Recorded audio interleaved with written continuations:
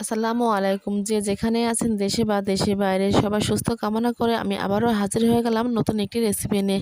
আজকের রেসিপি বুন্দিয়া। আমি কিভাবে বাসায় বুন্দিয়াটা তৈরি করব সেটা আপনাদের মাঝে শেয়ার করব। তাহলে যা যাক আমি কিভাবে বাসায় বুন্দিয়াটা তৈরি করতেছি সেটা আপনাদের এখন দেখাবো। প্রথমে আমি নিলাম 1 বাটি বেসন। বেসনটা অবশ্যই চেলে নিতে হবে। সেজন্য আমি চালনি দিয়ে বেসনটা এখন চেলে নেব। আমরা বেসনটা অবশ্যই চেলে নেব, কারণ বেসনের মধ্যে দানা দানা গুটি গুটি বা অনেক ধরনের ময়লা থাকে, সে কারণে বেসনটা আমাদের অবশ্যই চেলে নিতে হবে। আমার বেসনটা চালা হয়ে গেছে। এবার আমি একটা হ্যান্ড ওয়াশের সাহায্যে আমি ভালোভাবে ব্যাটারটা তৈরি করে নেব। ব্যাটার তৈরির সময় অল্প অল্প পানি অ্যাড করব। আমি একবারে পানিটা অ্যাড করব না, কারণ একবারে পানিটা অ্যাড করলে আমার ব্যাটারটা পাতলা হয়ে যাবে, ভালো হবে না। সেজন্য আমি বারবার সময় নিয়ে ব্যাটারটা ভালোভাবে তৈরি করে নেব। আমরা যখন ব্যাটারটা তৈরি করব তখন সময় নিয়ে ব্যাটারটা তৈরি করব, কারণ সময় নিয়ে ব্যাটার তৈরি করলে ব্যাটারটা ভালো হবে। তাড়াহুড়া করলে ব্যাটারটা ভালো হবে না। এই পর্যায়ে দিয়ে দিলাম 1 চামচ বেকিং পাউডার। দিয়ে আবারও ভালোভাবে হ্যান্ডের সাথে ব্যাটারটা তৈরি করে নিলাম। আমার ব্যাটারটা পারফেক্টভাবে তৈরি হয়েছে কিনা সেজন্য আমি হ্যান্ডওয়েটা উঁচু করে ধরবো। উঁচু থেকে যখন ব্যাটারটা পড়বে তখন বুঝতে পারবো কীভাবে পড়ছে। আমার ব্যাটারটা দলা দলা হয়ে পড়ছে, তার মানে বুঝতে পারলাম ব্যাটারটা পারফেক্টভাবে তৈরি হয়েছে। এবার ব্যাটারটা আধা ঘন্টার জন্য আমি ঢেকে রেস্টে রেখে দিলাম। আধা ঘন্টা পর চলে আসলাম বুন্দিয়াটা ভাজার জন্য। প্রথমে চুলাতে একটা কড়াই বসিয়ে দিলাম। কড়াইটা গরম হয়ে গেলে পর্যাপ্ত পরিমাণে তেল দিয়ে দিলাম। তেলটা দেওয়া শেষ। এবার এদিকে তেলটা গরম হতে থাক, আমি এবার চলে আসলাম ব্যাটারে কাছে। আমার ব্যাটারটা কী পর্যায়ে আছে এবার আমি ঢাকনাটা উঠায় দেখব। এবার একটা চামচের সাহায্যে ব্যাটারটা ভালোভাবে আবারও গুলাই নেব। ঠিক এভাবে আবারও গুলাই নিলাম বা মেখে নিলাম। এবার নিয়ে নিলাম একটা ঝাঁঝরা চামচ। এই ঝাঁঝরা চামচ আমাদের সবার বাড়িতেই থাকে। এই চামচ দিয়ে আমি বুন্দিয়াটা বানিয়ে নেব। এভাবে ছোট চামচের সাহায্যে আমি গোলাগুলো ঝাঁঝরা চামচের উপরে উঠাই নিলাম। উঠায় আমি তেলের উপরে এভাবে চামচটা ধরে রাখলাম। ঝাঁঝরা চামচের ছিদ্র দিয়ে আমার বুন্দিয়াটা সুন্দরভাবে পড়ছে। ঠিক আমি যে ভাগে ধরে আছি চামচটা ঠিক এভাগে ধরে রাখতে হবে, বেশি উঁচুতেও না বেশি নিচুতেও না।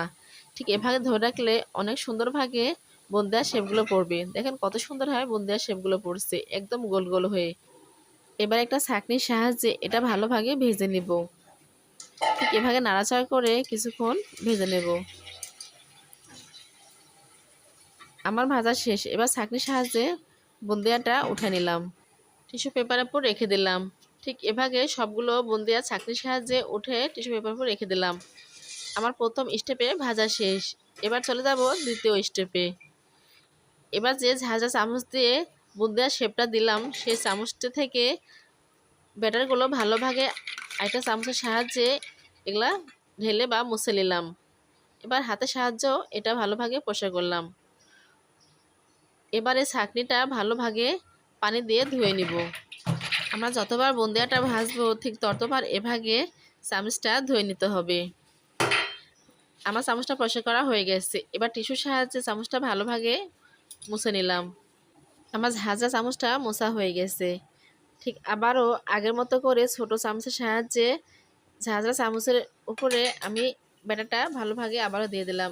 দিয়ে একই সিস্টেমে তেলের উপর আবারও চামচটা ধরে রাখলাম। ঠিক এভাবে ধরে রাখলাম। ধরে রাখার সঙ্গে সঙ্গে ছিদ্র দিয়ে সুন্দরভাবে ব্যাটারটা পড়তেছে একদম বুন্দিয়া শেপে। ঠিক একই ভাগে আমি আবারও বুন্দিয়া শেপ দিয়ে নিলাম। বুন্দিয়া শেপটা দেওয়া শেষ। এবার ছাঁকনির সাহায্যে বুন্দিয়াটা ভালোভাবে নাড়াচাড়া করে ভেজে নেব। ঠিক এভাবে কিছুক্ষণ নাড়াচাড়া করে বুন্দিয়াটা ভেজে নেব। বুন্দিয়াটা বেশি ভাজবো না, বেশি ভাজলে কড়া হয়ে গেলে আমার শিরাটা ভালোভাবে বুন্দিয়ার ভিতরে পৌঁছাবে না বা বুন্দিয়াটা শক্ত থেকে যাবে, খেতে ভালো লাগবে না।